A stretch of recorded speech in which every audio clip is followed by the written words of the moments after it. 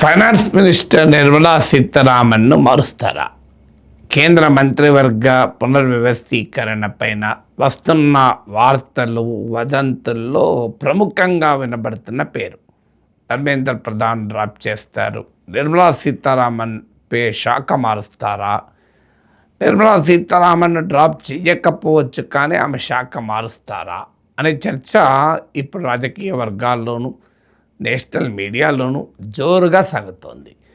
So ఈ వదంతులు ఎంతవరకు నిజమో తెలియదు. Narendra Modi style of functioning చాలా డిఫరెంట్ అండ్ ఎవరికి అయోటా ఆఫ్ డౌట్ కూడా ఇవ్వడు, ఇంక్లింగ్ కూడా ఇవ్వరు. చాలా రహస్యంగా సీక్రసీలో చేస్తాడు. ఆయన పని విధానం అది.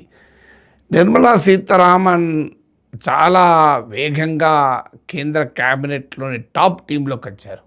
Cabinet committee and security affairs, cabinet committee and economic affairs, cabinet లాంటి ఒక టాప్ దాంట్లోకి ఆమె చాలా ఫాస్ట్గా వచ్చారు ఫైనాన్స్ మినిస్టర్గా. సో డిఫెన్స్ మినిస్టర్గా ముందు ఉండి తర్వాత ఫైనాన్స్ మినిస్టర్ కూడా అయ్యారు. So her rise is unbelievable rise. దానికి తోడు హైలీ అకాడమికల్లీ బ్రిలియంట్, బాగా చదువుకున్న మినిస్టరు, నాలెడ్జ్ ఉన్న మినిస్టర్, అందులో ఎవరికి డిస్ప్యూట్ లేదు. సో దాంతోపాటు క్లీన్ పొలిటికల్ రికార్డ్, ఏ రకమైన అవినీతి ఆరోపణలు లేవు. సో ఉమెన్కు ఫైనాన్స్ మినిస్టర్ ఇచ్చారన్న పేరు వస్తుంది. ఇలా అనేక ఫ్యాక్టర్స్ నిర్మలా సీతారామన్కు కలిసి వచ్చాయి.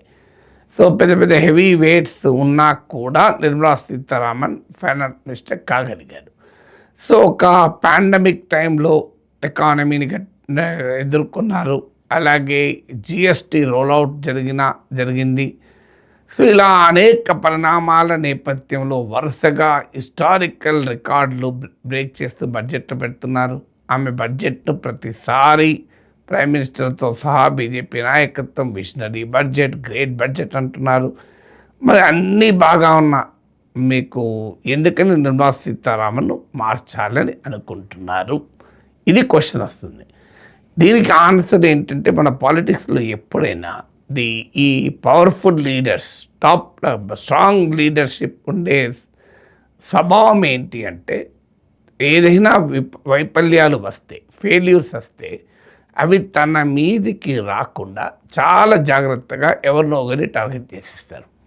ఇప్పుడు నీట్ పరీక్ష వివాదం నేపథ్యంలో యూత్ యాంగర్ను ఎదుర్కోవటానికి వ్యూహాత్మకంగా ధర్మేంద్ర ప్రధాన్పై వేటు వేస్తారా అని చర్చ జరుగుతోంది.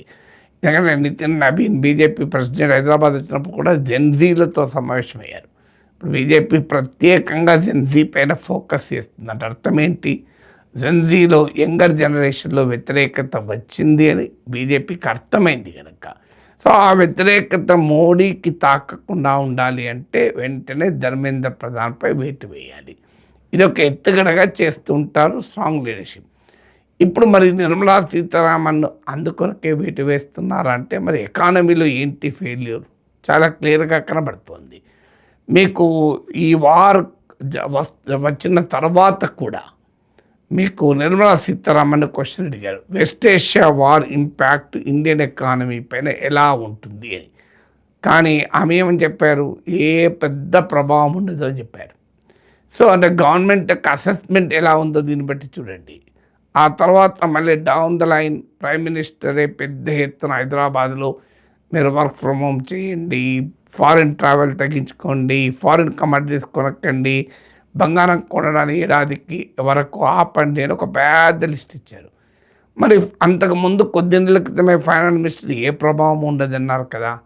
పోనీ ఫైనాన్స్ మినిస్టర్ మాత్రము ఇలా అంటే ప్రైవేట్ రంగ దిగ్గజాలే షాక్ ఈజ్ కమింగ్ అన్నారు. మీకు ఉదయ్ కొటక్ లాంటి పారిశ్రామికవేత్తలు కూడా shock is coming, economic shock అంటే ఒప్పుకోలేదు. అంటే ఫైనాన్స్ మినిస్టర్ మరి పొలిటికల్ స్టేట్మెంట్ కూడా ఒప్పుకోకపోతే అర్థం చేసుకోవచ్చు. కానీ ప్రభుత్వానికి నిజంగానే అంచనా లేకుండా పోయిందా వెస్ట్ ఏషియా వార్ ఇంపాక్ట్ అనేది అర్థమవుతుంది. సో ఇప్పుడు క్లియర్గా మీకు జీడిపి ఫిగర్స్ను reserve bank of India adjust చేసింది. 7.7% లాస్ట్ ఇయర్ ఉంటే ఇప్పుడు 6.6% మించి ఉండదు అని. మీకు ఇన్ఫ్లేషన్ 5.1% ఉంటుందని ఆర్బీఐ తాజాగా అంచనా. మీకు ఏప్రిల్లో అంచనా 3.5% ఉంటుందని. ఆల్రెడీ హోల్సేల్ ఇన్ఫ్లేషన్ గణనీయంగా పెరిగింది. సో మీకు ఎకనామిక్ గ్రోత్ తగ్గి ఇన్ఫ్లేషన్ పెరిగితే చాలా ప్రమాదకరమైన కాంబినేషన్. దాన్నే స్టాగ్ఫ్లేషన్ అంటారు ఎకనామిక్స్లో. స్టాగ్నేషన్ ప్లస్ ఇన్ఫ్లేషన్ అంటే ఆర్థిక వృద్ధి పెరగక లేదా తగ్గి ద్రవ్యోల్బణము తీవ్ర రూపంలో ఉంటే దట్స్ ఎ డెడ్లీ కాంబినేషన్. ఇప్పుడు ఇండియన్ ఎకానమీ ఆ డెడ్లీ కాంబినేషన్ ఎదుర్కోబోతోందా అనేది. ఇక మూడవది అగ్రికల్చర్. మన దేశానికి ఇప్పటికీ కూడా నేషనల్ ఇన్కంలో అగ్రికల్చర్ పాత్ర తక్కువైనా దేశ ఎంప్లాయ్మెంట్ లైవ్లీహుడ్లో అగ్రికల్చరే ప్రధానమైంది. ఇవాళ రూరల్ ఎకానమీలో లైవ్లీహుడ్ అనేది పెద్ద ఛాలెంజ్గా మారింది. ఇప్పటిదాకా ఒక రక్షణగా ఉన్న మహాత్మా గాంధీ రూరల్ ఎంప్లాయ్మెంట్ ప్రోగ్రామ్ను మార్చేశారు, బీబీజీ రామ్జీ తెచ్చారు. మీకు ఫెర్టిలైజర్ ప్రైసెస్ విపరీతంగా పెరిగాయి. నిన్న వరకు ఎరువుల సరఫరాలు కూడా ఛాలెంజింగ్గా ఉన్నాయి. సరఫరాలు ఓకేనా, ధరలు మాత్రం భయంకరంగా పెరిగి ఉన్నాయి.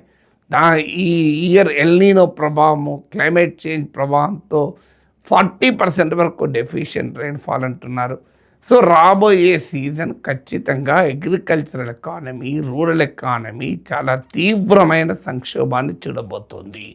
ఇది థర్డ్ ఫ్యాక్టర్గా మనకు కనబడుతుంది.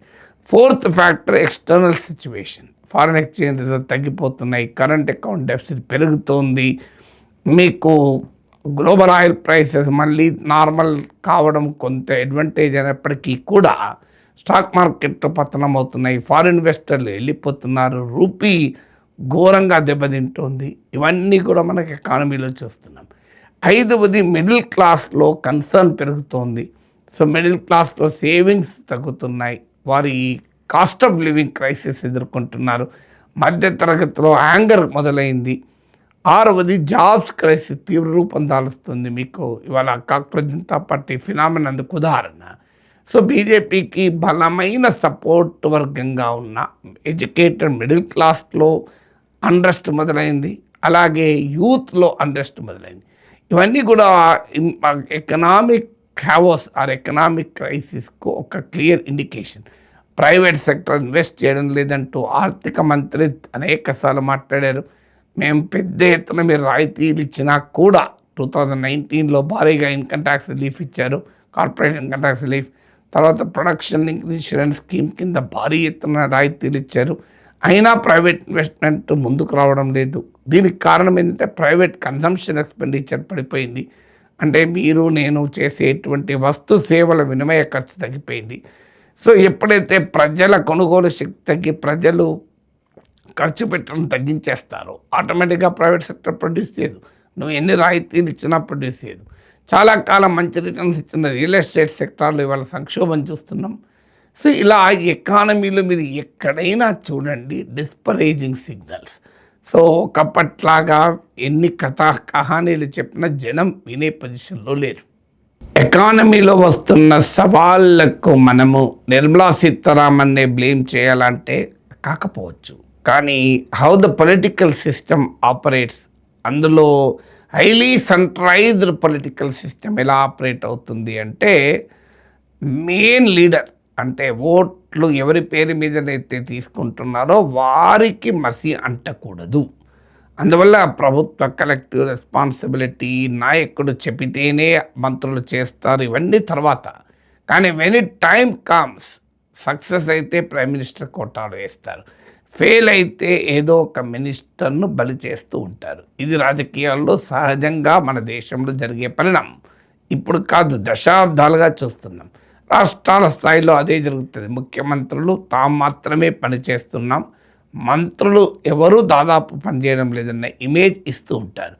సో ఇప్పుడు ఈ ఎకానమీలో వస్తున్నటువంటి ఈ సమస్యల పైన మీకు మిడిల్ క్లాస్ ఫ్రస్ట్రేట్ అయి ఉన్నారు, టాప్ బిజినెస్ మెన్ ఫ్రస్ట్రేట్ అయి ఉన్నారు, ఇన్వెస్టర్లు ఫ్రస్ట్రేట్ అయి వెళ్ళిపోతున్నారు. ఫారిన్ ఇన్వెస్టర్లు అయితే దేశం విడిచిపెట్టి, నేను ఇతర వీడియోలో చెప్పాను, ఇండియన్ ఇన్వెస్టర్స్ విదేశాల్లో ఇన్వెస్ట్ చేస్తున్నారు కానీ దేశంలో ఇన్వెస్ట్ చేయడం లేదు.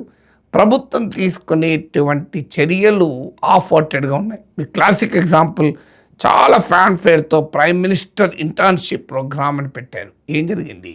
ఈ బడ్జెట్లో లాస్ట్ బడ్జెట్లో దానికి ఎలకేషన్ సగానికి సగం తగ్గించారు. సో అంత హైప్తో ప్రకటించిన స్కీమ్ ఆచరణలో ఏమీ లేదు. దీనికి బదులుగా నిర్మలా సీతారామన్ మాట్లాడే తీరు అనేక సార్లు వివాదాస్పదమయ్యాయి.